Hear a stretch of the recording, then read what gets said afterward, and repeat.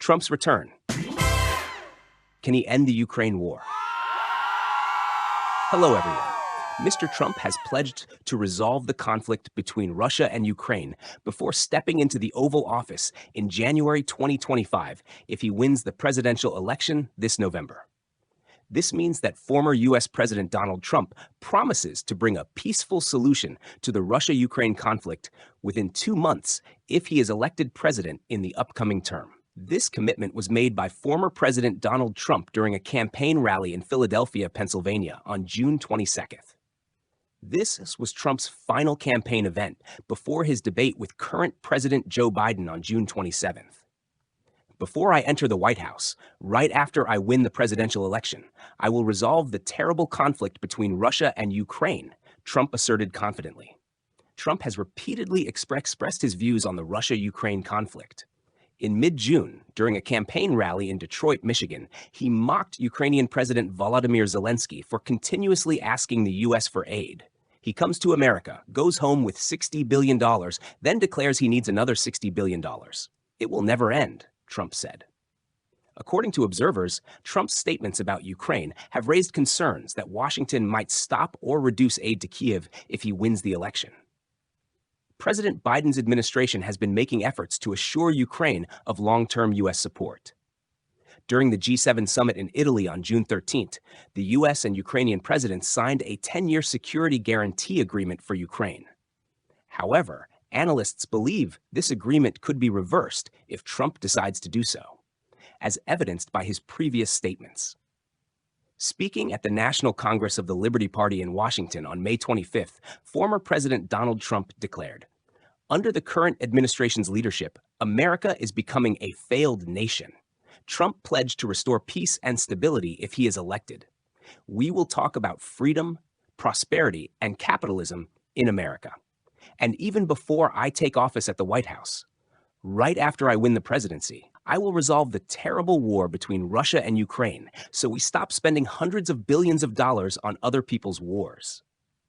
Under Biden, Trump added, "Biden always says the wrong things, and one of his mistakes was saying Ukraine would join NATO. He said the opposite of what I think should be said," Trump remarked in an interview on Fox News. "I pledge to restore peace and stability and prevent Joe Biden from leading the world into World War III," Trump declared. The former U.S. president warned that a global war at this time would be completely different because of the massive amount of weapons being used, and he is the only one who can prevent that war. Although Trump made it clear about his plan to end the Russia-Ukraine conflict, he previously told Hungarian Prime Minister Viktor Orban that he had a detailed plan and committed to ending the conflict between the two nations. If America doesn't provide the money, Europe cannot finance this war on its own, and then the war will end, Orban said in an interview earlier this year, adding that Trump has proven himself as a leader of peace. Last month, The Washington Post reported that if Trump is re-elected, he is likely to contact Russian President Vladimir Putin and Ukrainian counterpart Volodymyr Zelensky immediately after winning or on Inauguration Day. Trump could use U.S. military aid as leverage against Ukraine. In an interview broadcast on March 18th, former President Donald Trump said negotiations are the only way to stop the bloodshed in Europe. "We must gather both people, Russian President Vladimir Putin and Ukrainian President Volodymyr Zelensky. And I will say, you have to get this done. You will get this done. I will bring them together to achieve an agreement, and I will get it done," Trump declared. The former U.S. president stated he knows both leaders of Russia and Ukraine well, and knows exactly what to say to ensure a peace agreement will be signed. Trump compared the Russia-Ukraine conflict to a chess game or a few poker hands that he knows how to play. He accused incumbent U.S. President Joe Biden of failing to prevent the conflict from the start, saying Biden is not a chess player and that he was wrong to place all the blame for the conflict on President Putin. "The conflict should never have started. I used to discuss Ukraine with Putin. It is a matter of great interest to him. He would never launch a campaign in Ukraine during my tenure," Trump declared. This is not the first time Trump, a Republican presidential candidate, has called for peace negotiations to prevent the Russia-Ukraine conflict. In May last year, Trump claimed that if he returned to power, he could end the Ukraine war in a day. When asked how he would do it, the former U.S. president said both President Zelensky and Putin have weaknesses and strengths, and he could use that to resolve the conflict. At that time, President Zelensky said Trump's comments were simply part of his political message. Russia has repeatedly declared its willingness to negotiate peace, but both Kyiv and the West insist negotiations can only proceed under President Zelensky's terms. These conditions include the withdrawal of Russian forces from Ukraine, the return of all previously Ukrainian territories under Russian control, and the establishment of an international court to try Russian leaders. Moscow considers these demands unrealistic. Some sources revealed that Trump is hatching a plan to pressure Ukraine to cede part of its territory to achieve a peace agreement with Russia. Under this plan, Ukraine might have to give up the Crimean Peninsula and the Donbass region in exchange for a ceasefire agreement with Russia. However, Trump's representatives have denied this, and President Zelensky has also rejected this idea multiple times. He stated that Ukraine will never cede territory for peace with Russia. In response, Moscow officials warned that if Ukraine does not accept Russia's new peace proposals, future proposals will be even more disadvantageous for Kyiv.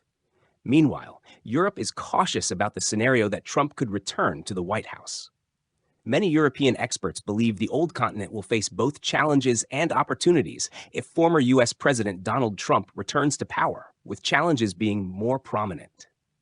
If President Joe Biden wins, U.S. foreign policy is expected to remain largely unchanged.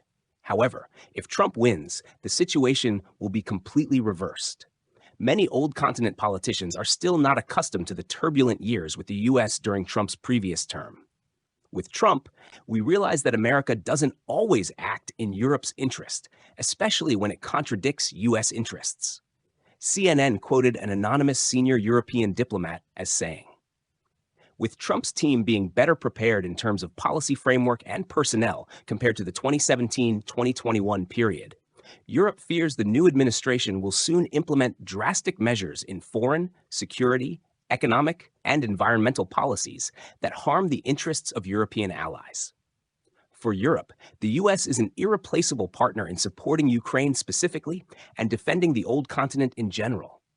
However, many scholars are concerned that Trump may cut aid to Kyiv, even forcing Ukrainians to accept a ceasefire agreement that they and Europe do not want.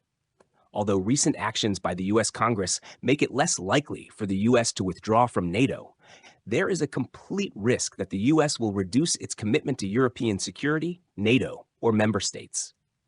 Charlie Salonius Pasternak, a researcher at the Finnish Institute of International Affairs, FEIA, wrote, "Traditionally, former President Donald Trump is said to have planned to divide NATO countries into two tiers depending on each country's defense criteria. Through exchanges, many European ambassadors learned that Trump wanted to promote the idea of a two-tier NATO, where members spending less than 2% of GDP on defense would not be protected under Article 5 on collective defense.